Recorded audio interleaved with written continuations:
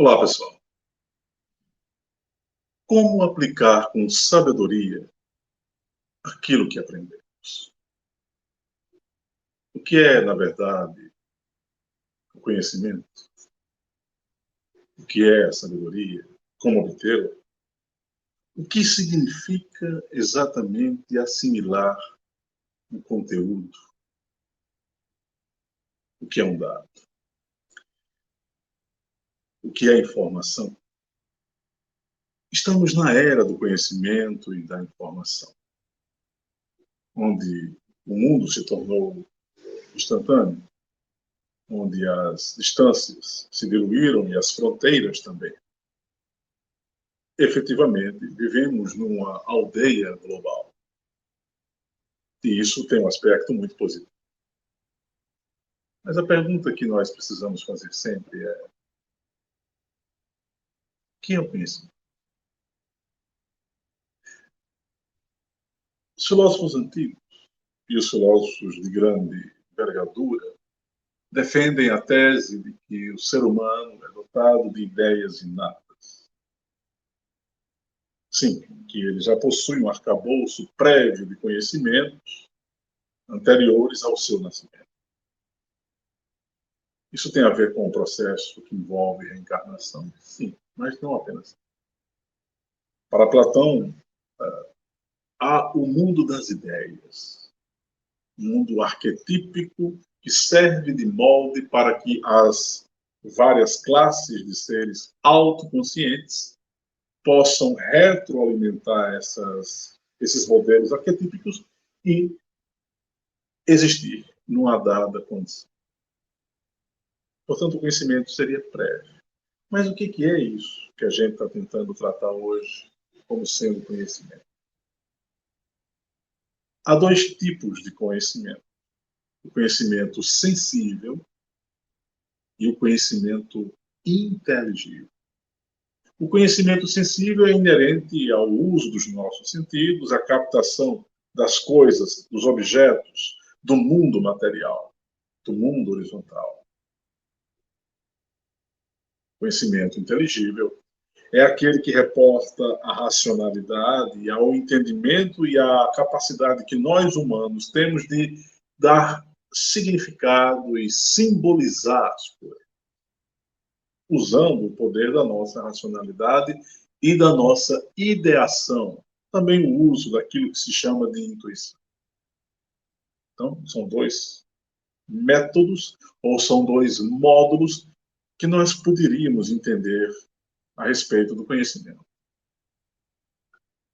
Mas antes eu fiz algumas outras perguntas no início do nosso episódio. Eu falei do que é informação, o que é dado, como obter a sabedoria, o que é a sabedoria. Vamos então à questão do aspecto que envolve a informação. Uma informação é qualquer coisa que nos faça ressoar.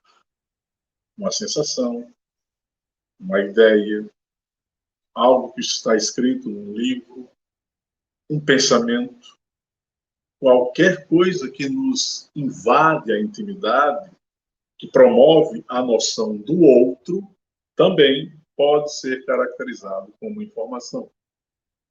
Um hábito que se repete e se transforma em informação. Uma ideia que se mantém é informação. Mas informação por informação não dará ao ser humano a condição dele entender efetivamente aquilo que ele está vivenciando. Então, informação tem a ver com qualquer sensação que alguém é capaz de abstrair, de ressoar. Pode ser um livro que se lê cheio de conteúdo. E nem sempre o fato de alguém saber muito em termos de teoria ou de ser alguém cheio de conteúdo, que já leu muitos livros, implica em saber utilizar com sabedoria a informação. Informar é formar por dentro, já perceberam? É você gerar algo a partir daquilo que você tomou contato. Uma paisagem pode nos dar uma impressão, algo que nós tomamos como alimento, uma conversa e saímos com a impressão a respeito de uma pessoa por meio de um diálogo. Tudo isso é informação, mas a pergunta que não quer calar: como verdadeiramente aplicar com sabedoria aquilo que a gente aprende? E aqui começa efetivamente a reflexão do nosso vídeo episódio. Qualquer pessoa é capaz de aplicar com sabedoria aquilo que aprende, no seu nível, com as suas dificuldades, com os seus anseios, com tudo que o caracteriza. Todo e qualquer indivíduo pode aprender com aquilo que ele vivencia como informação. E aplicar com sabedoria implica em algo fundamental: saber separar as coisas, analisá-las para uni-las num todo, entre aspas, indivisível. Quando nós vamos consertar um eletrodoméstico, precisamos desmontar o mesmo, ver as partes dos componentes, entender o mecanismo de funcionamento, achar o defeito e remontá-lo. Isso vale para o pensamento, isso vale para um modo mais eficiente de aplicar com sabedoria aquilo que a gente aprende. Mas aqui também há um outro detalhe, referente não apenas a um aspecto técnico, que eu fiz com esse exemplo simplório, mas com a questão da virtude. Eu posso transmitir minha virtude para outro? Vocês acreditam nisso? Isso é possível? Eu penso que não. Como aplicar com sabedoria aquilo que eu vi em alguém? Ele poderá passar para mim a virtude que o caracteriza? Não. Mas eu posso, entre aspas mesmo, copiá-lo, imitá-lo. Não ipsis literis, mas servir de exemplo para a minha atitude. E se a gente busca um modelo, é preciso adaptar esse modelo de fora com as nossas condições internas que nos são inerentes, que nos são evidentes. Tudo bem, você falou da informação, você falou que o conhecimento... eu não falei ainda. Conhecer algo implica em emergir na realidade desse algo. Eu só posso conhecer se eu colocar em todas as minhas forças, se eu me predispor a entrar no objeto da minha investigação. Seja uma ideia, seja uma pessoa, seja uma situação emocional. Conhecer implica em imergir, em adentrar, em criar um anelo, uma conexão, um link com aquilo que nós devemos ou que estamos interagindo. Mas falta ao ser humano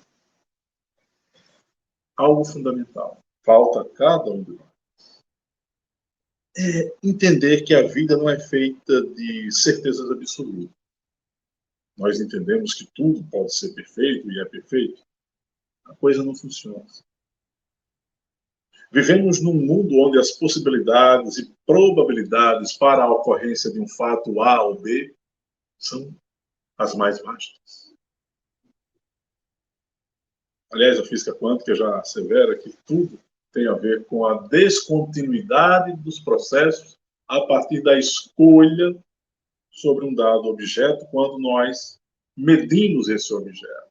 Ou seja, quando nós criamos um vínculo e uma análise sobre esse objeto que muda, transforma, modifica efetivamente o objeto observado. Percebe? Conhecer é adentrar na interioridade das coisas. Buscar informação é o primeiro passo para o conhecimento. Portanto, aqui já há uma distinção entre informação e conhecimento. A informação é o dado estruturado e trabalhado que possui nexo. A informação é isso. O conhecimento é a capacidade nossa de adentrarmos na natureza daquele objeto o máximo possível, buscando o entendimento dele de forma integral. Repito, o máximo possível. Isso é informação, isso é conhecimento. Mas como aplicar com sabedoria? E aí vem essa palavrinha mágica. Eu seria muito infantil aqui com vocês se tentasse criar uma definição muito bem floreada e bonita de sabedoria, porque isso contrariaria a própria noção da sabedoria. Vamos visitar, então, o velho Sócrates, quando ele mesmo diz, reconhece, aquele que reconhece a sua própria ignorância, revela a mais alta sabedoria e o preserva da ilusão de um falso saber. Peraí. Sócrates está nos dando uma pista formidável para gerar um bom entendimento sobre essa palavrinha. Sabedoria. Eu preciso reconhecer algo antecipadamente, minha própria ignorância, meu limite, para estabelecer os melhores critérios sobre as coisas. E ainda vou revelar um grau de maturidade existencial expondo que eu não sei. É muito mais bonito para o ser humano quando ele reconhece que não sabe das coisas do que quando ele cria a falsa percepção dele mesmo e passa e vende a imagem para o outro de que ele sabe muito. Só que a sabedoria, além do primeiro passo, que tem a ver com o reconhecimento da própria ignorância, a sabedoria ela precisa de um outro elemento fundamental: a racionalidade. Quem apenas segue o pensamento dos outros e o replica, e o massifica, e mantém um status quo, não questionando, não perguntando, não observando com atenção, está inabilitado para a arte do verdadeiro conhecimento ou para a prática da sabedoria. E quando eu falo em sabedoria, eu poderia aqui fazer um rol de apresentação de grandes sábios que viveram pela humanidade, e todos estes foram sábios: Lao Tse, Chuan Tse, Jina Mahavira, Siddhartha Gautama, Jesus, Krishnamurti, sem número de outros que eu aqui não me referi, mas isso seria apenas falar da história dos sábios da Terra. O mais importante é entender que todos esses que eu me referi e os que eu não me referi tiveram problemas na obtenção da sabedoria. Oh, mas como? Se você busca ser sábio, busque entender um aspecto.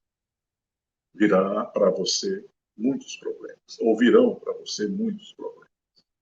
Porque aquele que usa da racionalidade, do discernimento, aquele que busca tornar a mente mais complexa,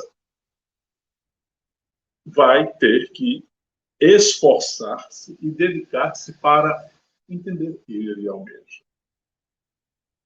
Portanto, não é nada fácil. Um Apolônio de Tiana, uma Madre Teresa de Calcutá, ainda que esta seja mais voltada à compaixão, mas para exercer a compaixão ela teve que ser inteligente. Chico Xavier, Martin Luther King, Mahatma Gandhi, todos esses heróis e heroínas da história da humanidade, para aplicar com sabedoria o que eles aprenderam, tiveram que se sacrificar. Mas aqui eu peço a vocês que não entendam o termo sacrifício como algo pesado, como uma renúncia que anula a vontade, como uma necessidade, uma obrigação. Não. O sacrifício é a meta que se deseja atingir. Quando você tem metas e cria essas próprias metas, há inevitavelmente um aspecto. Você precisa deixar de fazer algumas coisas para obter aquela meta tão alvejada. Ou seja, é preciso criar e desenvolver a arte de saber separar o joio do trigo, o certo do errado, o bom e do mal. Mas não apenas isso. É preciso olhar de fora, sem o apelo emocional que nos deixa vulneráveis. Então, sentir emoções e sentimentos, expressá-los, é um óbice para o processo do aprendizado, para a busca da sabedoria? Certas emoções e o modo exagerado de colocar para fora essas emoções, chamando a atenção para si mesmo, é um equívoco. A emoção é um movimento psíquico de atrelo à energia, ao pensamento, à ação. Pensamento e ação, emoção. Mas a emoção não define e não nos dá clareza sobre as coisas. É preciso usar a razão como sustentáculo, como base de lançamento para um novo tipo de entendimento. O que é, então, sabedoria? Eu não irei definir. Mas o que eu posso dizer? Um sábio é como alguém que, de tanto buscar, de tanto amealhar experiências, de tanto estudar, ele chega a uma espécie de conclusão do que ele ainda não sabe. E o sábio que admite a ideia de nunca estar satisfeito em conhecer as coisas, esse está no caminho da sabedoria. E quando vocês virem alguém propalando pelos quatro ventos, eu já sei porque eu sou o cara. Tome cuidado. Porque não há limites para o conhecimento. Ah, mas o cérebro é um limite, ele funciona de um modo muito específico. Por exemplo, há pessoas que funcionam mais com o hemisfério esquerdo e outras que funcionam mais com o hemisfério direito. Sim, é bem verdade. Mas o cérebro não é a mente. E o conhecimento precisa da mente para que o cérebro o recepcione. Os estímulos eletroquímicos produzidos por cada gesto que a gente faz é a ressonância de algo que a mente percebeu. Ou seja, o conhecimento só é possível com o uso efetivo e consciente da mente. Ou seja, com o programa que nos foi instalado quando nós nascemos, agregado a esse cérebro animalizado. Portanto, as emoções têm a ver com o movimento psíquico. A informação tem a ver com o fato de alguém acessar um dado e reagir diante dele. O conhecimento tem a ver com a imersão, com a interiorização o máximo possível na natureza do objeto. Na sua própria natureza também, porque nós estamos aqui no autoconhecimento. Nós mesmos, buscadores, ou assim muitos se consideram, se tornam objeto da própria busca. E por isso, nesse processo, é fundamental criarmos uma distância emocional em relação às nossas atitudes e saber ouvir o outro. Porque na medida em que alguém é capaz de ouvir a ideia distinta que ele tem, ele se abre para novas possibilidades. E também evidencia maturidade existencial. Como aplicar com sabedoria aquilo que aprendemos? gerar metas o tempo todo. Criar uma força de vontade que não nos faça sair do objetivo traçado. Mas pensar com racionalidade, controlar as emoções. Todos esses aspectos aqui nos auxiliam nesse processo de aprendizagem, nessa assimilação sábia daquilo que se aprendeu. Eu disse alguns minutos atrás, no nosso episódio de hoje, que não é possível que uma pessoa possa transmitir a sua virtude para outrem. É verdade.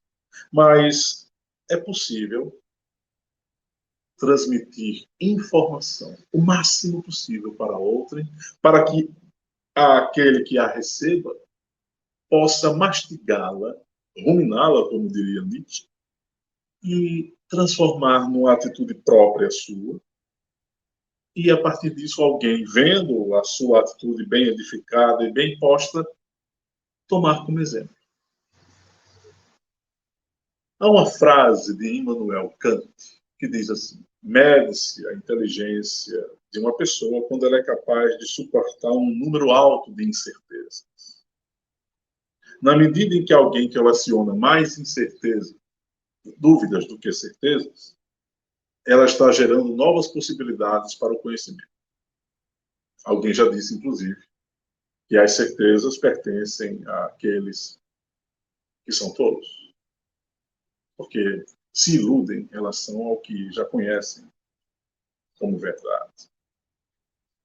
Todos nós somos possibilidades para o conhecimento. Eu disse também que há dois tipos de conhecimento: o inteligível e o sensível. Mas há um terceiro que nós também não poderíamos deixar de fora: o conhecimento intuitivo, que necessita dos outros dois. Mas a intuição, ela é objetivamente imediata, ela é integral, ela tem uma face holística. Sim. Alguém passa a semana tentando resolver um problema e passa a noite em claro, com insônia, e pensa,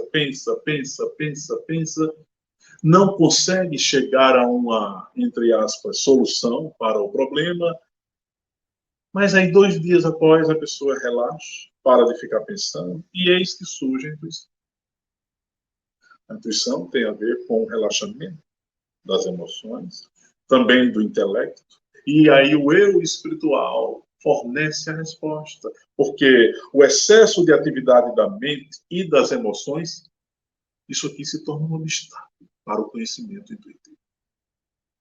Dizem que no futuro nós seremos seres muito mais intuitivos do que seres racionais. Se isso acontecer, nós teremos facilidade para resolver quaisquer problemas. Mas, ainda assim, não iremos abdicar da arte de pensar com racionalidade.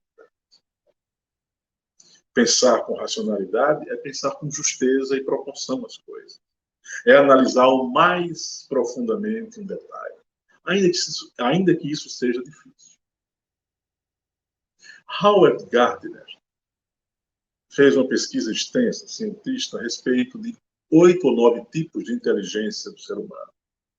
Há aqueles que têm inteligência espacial, musical, interpessoal, intrapessoal, inteligência matemática, inteligência idealista, inteligência daquilo outro.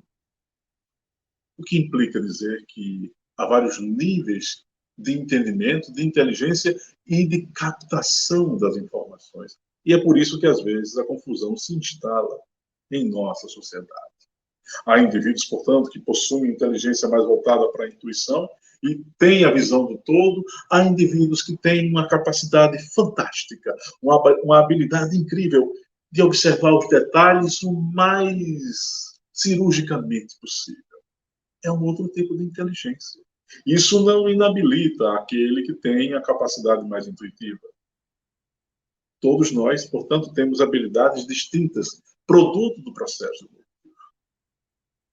E nós só poderemos aplicar com sabedoria aquilo que aprendemos, se levarmos em conta que estamos num plano existencial onde a diversidade é o que conta. Por isso, é importante que vocês atentem para um fato. Qualquer modelo impositivo e homogêneo que se tente fazer do ser humano é uma limitação das capacidades inerentes dele. E se houver espaço para a criatividade, se houver espaço para o pensamento mais lúcido, o ser humano poderá dar saltos inimagináveis. Pensar com consciência, sentir com maturidade, reagir às circunstâncias de um modo inteligente. Tudo isso aqui fornece os meios mais adequados para aplicarmos com muito boa eficiência aquilo que a gente está aprendendo. Você lê muitos livros, tem muito conteúdo, você é um homem sábio, cuidado. Alguém sábio pode nunca ter lido um livro e resolver um problema que cientistas, sábios, filósofos nunca conseguiram destrinchar. O sábio é aquele que observa, usa a sua capacidade de pensar e aplica à prática. Uma pessoa intelectual, cheia de informações, ela é útil, ela tem muita informação. Mas se ela não for capaz de adentrar-se internamente, sabendo discernir as coisas do mundo externo, do mundo interno dela, dos problemas, dos desafios, do drama da existência, se ela não for hábil na arte de ver a realidade interna e externa, ela não está aplicando bem a sabedoria. Aliás, ela não está aplicando com sabedoria aquilo que ela deveria fazer.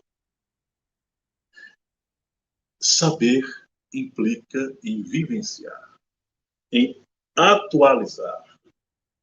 Nós temos dificuldade nisso, porque fomos condicionados a não saber, mas apenas a crer. E a crença torna o ser humano débil, porque ela limita, ela estrangula a arte da criatividade psíquica humana. Na medida em que nós nos abrimos para o novo, para aquilo que ainda precisa surgir e sem preconceitos, observamos as coisas, nós temos ao nosso favor um método de como bem aplicar com sabedoria aquilo que a gente necessita. Então, replicar o velho é perigoso. Dar espaço para o novo é necessário. Tudo deve ser feito de um modo consciente.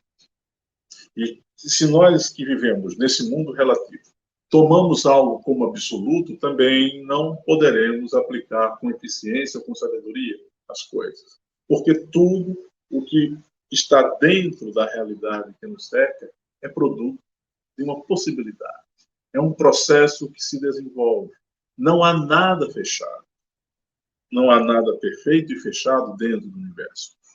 O tempo todo há mudança, o tempo todo se observa as coisas acontecendo num nível de velocidade que nós nem damos mais conta.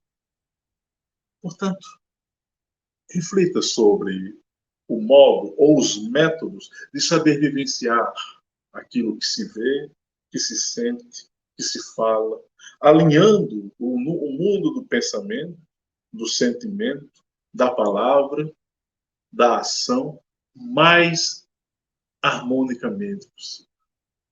Que o meu pensar, que o meu falar, que o meu sentir, que o meu agir possam estar dentro de uma mesma linha de conduta. Isso facilita o aprendizado. Porque se eu penso uma coisa, falo outra, sinto outra, e vou na ação de um modo totalmente distinto,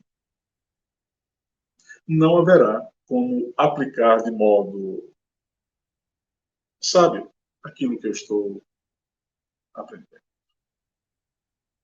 Fica essa reflexão para esse episódio de hoje. Entender esses assuntos é fundamental para sairmos dos grilhões, das armadilhas psíquicas do dogma e da crença desarrazoada. Conhecer é usar a razão, mas é emergir na natureza das coisas, com consciência. sem emoções exacerbadas. E assim poderemos aplicar com sabedoria aquilo que aprendemos. Em um outro episódio, nós retornaremos à nossa série Conhecimentos, filosofando a espiritualidade. Até lá.